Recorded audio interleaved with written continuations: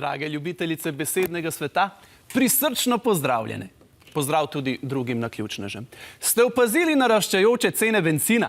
Neumno vprašanje, kaj ne da. Ste tudi vi eni izmed tistih, ki pravijo, da je bolje natankati danes, ker kdo pa ve, kakšna bo cena jutri? Beseda tedna je bencincanje. Nenehno razmišljanje o ceni goriva in o tem, kdaj na črpalko, koliko bencina tam natočiti, ter večno obžalovanje, zakaj nismo ob novem letu natankali za celo leto vnaprej. Primer rabe besede: natočil sem poln tank. Med vožnjo od črpalke do doma sem ves čas bencincal, če ne bi morda lahko vsaj še kakšne 3 litre stisnil tiste ženine pancerje, ki jih že celo zimo prevažam v prtljažniku. Tipično bencincanje je tudi, ko na avtocesti tovornjaka pred seboj ne prehitiš, temveč se cjaziš v njegovem zavetrju in pri tem računaš, koliko litrov in s tem €1,5 boš tako prihranil od Domžal do Lendave.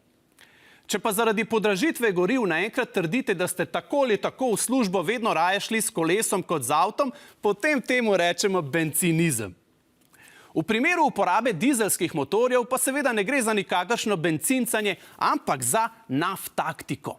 Naftaktika, še ena sorodna beseda, pri kateri gre za aktivno prilagajanje na nove cene goriva. Tistemu, ki se v naftaktiki najbolj izkaže, ki si je morda naredil polno klet zaloge po ceni €1 in bo to zalogo razprodal, ko bo šla cena čez 3 kovančke, rečemo naftalent. Naftaktizira pa tudi naša vlada, ki je ob začetku svojega mandata odpravila regulacijo cen goriva, zdaj, tik pred volitvami, pa zopet omejuje ceno goriva ter pri energentih ukinja trošarine, priključnine in tako dalje. Vse v upanju, da ji bo to prineslo volilno zmago, po kateri pa bo seveda cenam zopet dala prosto pot. Ja, drage moje, živimo v negotovih časih in zna se zgoditi, da bo bencincanje še dolgo del našega vsakdana. V vsakem primeru pa je bilo tokrat naša beseda tedna. Ti, kdaj miš, da je najboljš cajt za subscribat? Ja, po moje, da... Ne, še. Še malo počakam. Še. Ne, še. Zdaj! Ja, dajmo!